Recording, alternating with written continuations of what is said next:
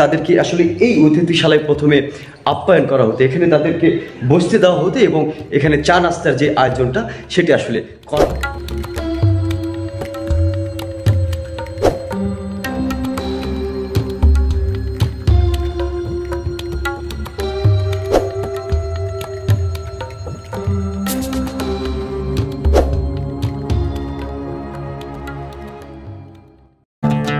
নওগাঁ ইতিহাস ও ঐতিহ্যের দিক দিয়ে বেশ আলোচিত একটি জেলা। এই জেলায় রয়েছে এশিয়া মহাদেশের সর্ববৃহৎ বৌদ্ধবিহার, দেশের ৫ টাকা নোটে ব্যবহৃত কুসুম্বা মসজিদ, রবীন্দ্র কুঠির, হলুদ বিহার, জগদ্দল বিহার, আলতা দিঘি সহ নানান ঐতিহাসিক নিদর্শন। এসব নিদর্শন না দেখে থাকলে আমার আগের ভিডিওগুলোতে চোখ বোলাতে পারেন। আজ আমার গন্তব্য এ জেলার ঐতিহাসিক স্থান বলিহার রাজবাড়ি। এই রাজবাড়িটি নওগাঁ জেলা সদরের বলিহার গ্রামে অবস্থিত। নওগাঁ শহর থেকে এর দূরত্ব মাত্র 18 কিলোমিটার। নওগাঁর নহাটা পেরিয়ে নওগাঁ রাজশাহী মহাসড়কের দুপাশের গাছের সৌন্দর্য উপভোগ করতে করতেই পেয়ে যাবেন বলিহার ব্রিজ। ব্রিজ পেরিয়ে কিছু দূর এগিয়ে ডান পাশ দিয়ে বলিহার গ্রামে প্রবেশ করতেই চোখে পড়বে গ্রাম বাংলার অপরূপ সৌন্দর্য। গ্রাম বাংলার নজর কাড়া দৃশ্য দেখতে দেখতে মাত্র 2 থেকে 3 মিনিট এগোতেই দেখা মিলবে বলিহার রাজবাড়ির সিংহদুয়ার। সিংহদুয়ারটির সামনের অংশে চোখে পড়ে প্রত্নতত্ত্ব অধিদপ্তর স্বীকৃত একটি বিজ্ঞপ্তি। সামনের অংশের প্রাচীন কাঠামো যেন মনে করিয়ে দেয় শত বছরের পুরনো ইতিহাস। ছাদগুলো অযত্ন অবহেলায় খসে খসে পড়ছে। পুরনো জৌলুসারি কালের সাক্ষী হয়ে যেন দাঁড়িয়ে আছে এই ভবনটি।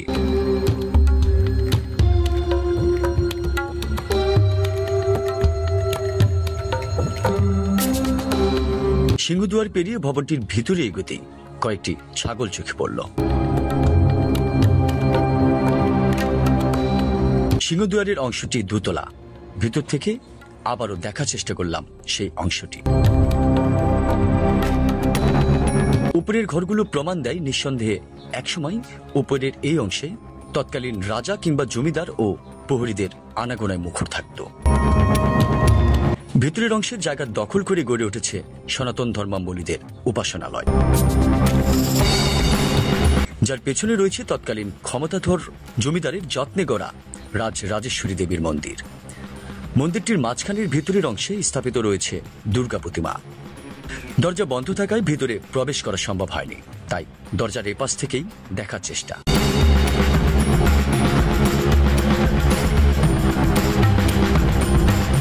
মন্দির কমপ্লেক্সটির দুপাশে রয়েছে দুটি শিবলিঙ্গ।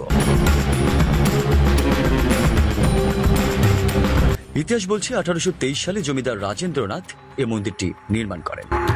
এই মন্দিরটিতে তিনি সে সময় স্থাপন করেছিলেন পিতলের তৈরি বিশাল এক মূর্তি, যে মূর্তিটি দেখার জন্য বিভিন্ন স্থান থেকে একসময় হাজার হাজার মানুষ ভিড় করতেন।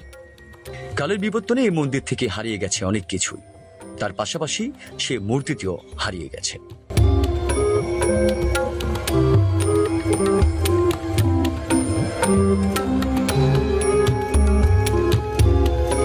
ভবনটির পাশে রয়েছে রাজার বাসভবন, যেখানে প্রবেশ পথেই চোখে পড়ে একটি শিক্ষা প্রতিষ্ঠানের। প্রতিষ্ঠানটি রাজবাড়ির সীমানা দখল করে স্থাপিত করা হয় 1969 সালে। বাসভবনটিতে এগোতেই অবাক, একেবারেই যেন স্তব্ধ। রাজা রানীকে হারিয়ে গভীর হতাশাগ্রস্ত হয়ে দাঁড়িয়ে আছে এই ভবনটি। দর্শক, এবার জেনে নেওয়া যাক এই রাজবাড়িটির সংক্ষিপ্ত ইতিহাস। নৃসিংহ চক্রবর্তী বলিহার জমিদার পরিবার প্রতিষ্ঠা করেছিলেন।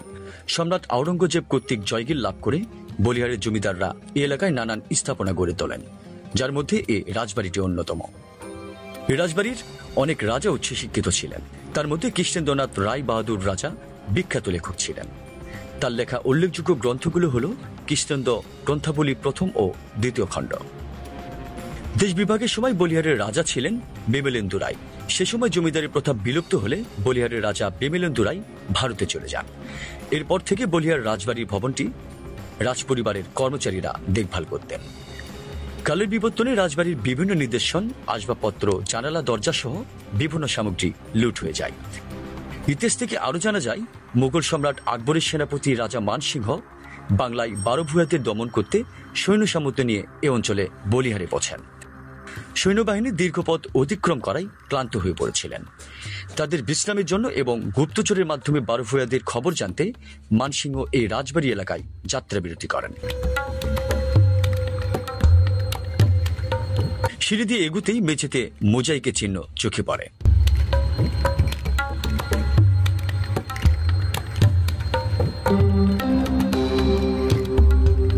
ভবনটির ভিতরের অংশে প্রবেশ পথেই দরজায় তালাবদ্ধ। দরজাটি খোলার অপেক্ষায় ভবনটির সামনের অংশ ভালো করে দেখে নেওয়া যাক।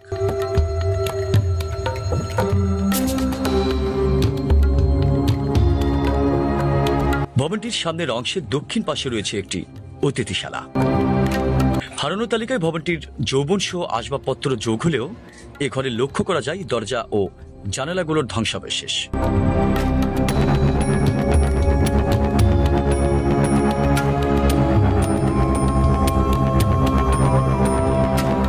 ঘরটিতে বাতিদানির পাশাপাশি অ্যাটাচড বাথরুমের চিহ্ন দেখা মিলে।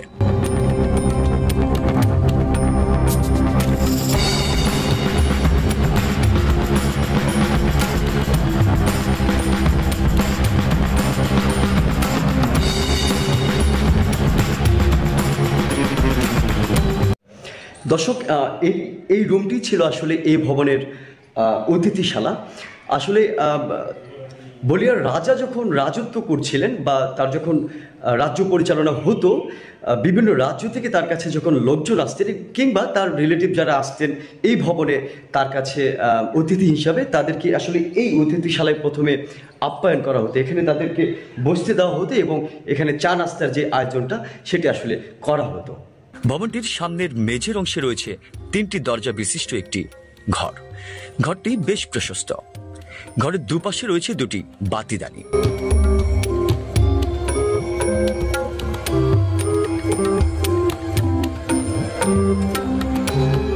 সামনের অংশের বিশ্রামাগারের পাশ দিয়ে ছিল বাহির প্রবেশের ব্যবস্থা। চোখ বুলাতেই গাছেদের সবুজ হাতছানি যেন নিমিষে মুগ্ধ করে।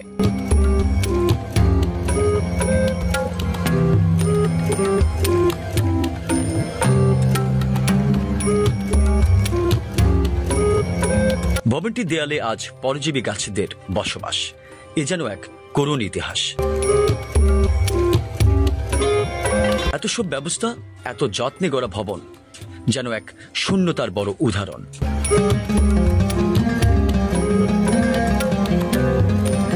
ভবনটির ভিতরের অংশ একেবারে ঝুঁকিপূর্ণ হয় দরজা বন্ধ।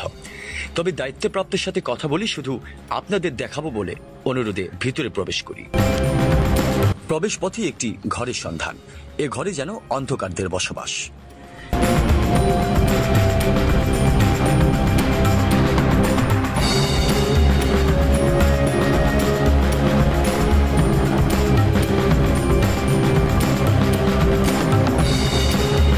বাইরে থেকে রাজার বাসভূমি অনেকটা ছোট মনে হলেও ভিতর দিকটা কিন্তু বেশ বড়।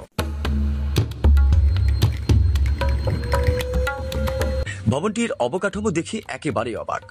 বাড়ির মাঝখান থেকে উন্মুক্তভাবে আকাশ দেখার ব্যবস্থা।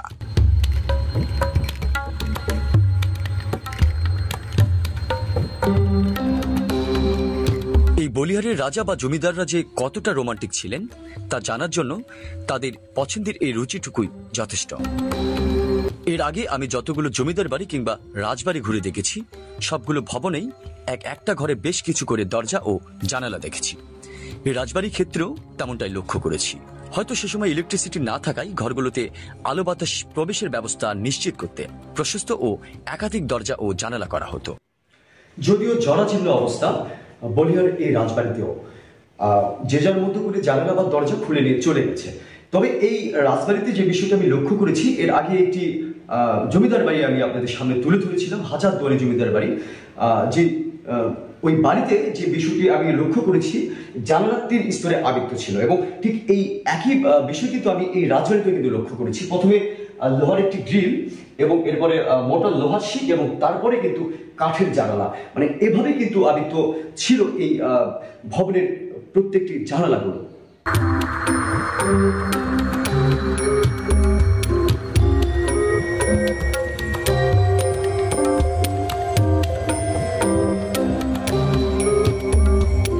ঘরের ভিতর দিয়ে আরো একটি ঘর, সে ঘর পেরিয়ে যেন নতুন একটি ঘর।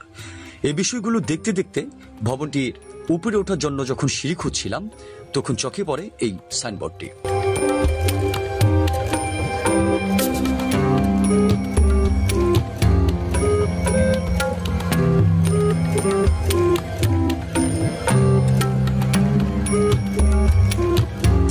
দ্বিতীয় তলার ছাদের অংশের ধসে পড়ার মেঝে চিহ্ন দেখে আর বুঝতে বাকি থাকে না যে উপরে ওঠা একেবারে অসম্ভব।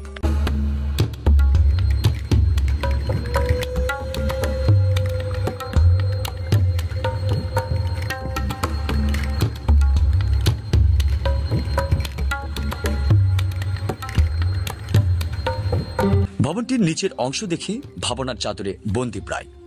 সময়ের নির্মম কি পরিহাস, যে ভবনটি একসময় রানীর নূপুরের শব্দে মুখরিত আর রাজার হংকারে ব্যস্ত হয়ে পড়ত, আজ সবই কেবল স্মৃতি, বন্দী ইতিহাসের পাতায়।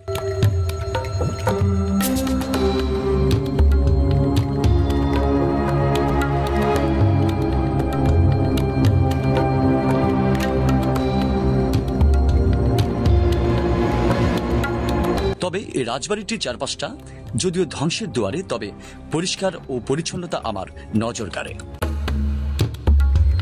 এই রাজবাড়িতে যতগুলো ঘর বা বারান্দা আমি ভিজিট করলাম, আসলে সবগুলোই ধ্বংসের দ্বার প্রান্তে দাঁড়িয়ে আছে। খুলে খুলে পড়ছে ইটগুলো। আসলে এগুলো রক্ষণাবেক্ষণের অভাবে কিন্তু ঠিক এই মুহূর্তে এই অবস্থানে দাঁড়িয়েছে। তবে এই রাজবাড়ির যে বিষয়টা আমি লক্ষ্য করেছি, এর আগে যতগুলো রাজবাড়ি বা জমিদার বাড়ি ভিজিট করেছি, এত পরিষ্কার পরিচ্ছন্ন কিন্তু আসলে কোথাও পাইনি। তবে সরকারের প্রত্যেকটি রাজবাড়ি কিংবা দার্শনীয় স্থান যেগুলো রয়েছে, সেখানে এভাবে লোকবল নিয়োগ করা আমার মনে হয় যে উচিত। তাহলে এই যে এই পরিষ্কার পরিচ্ছন্ন এত বছর পরেও এটি আসলে আমরা দেখে প্রত্যেকটা মানুষ বা দর্শনার্থী যারা রয়েছে তারা কিন্তু আসলে মুগ্ধ হব। আজ রাজা নেই, রাজত্ব নেই, কালের সাক্ষী হয়ে দাঁড়িয়ে আছে এই রাজবাড়িটি। হয়তো সময়ের বিবর্তনে যতটুকু রয়েছে তাও যোগ হবে হারানোর তালিকায়।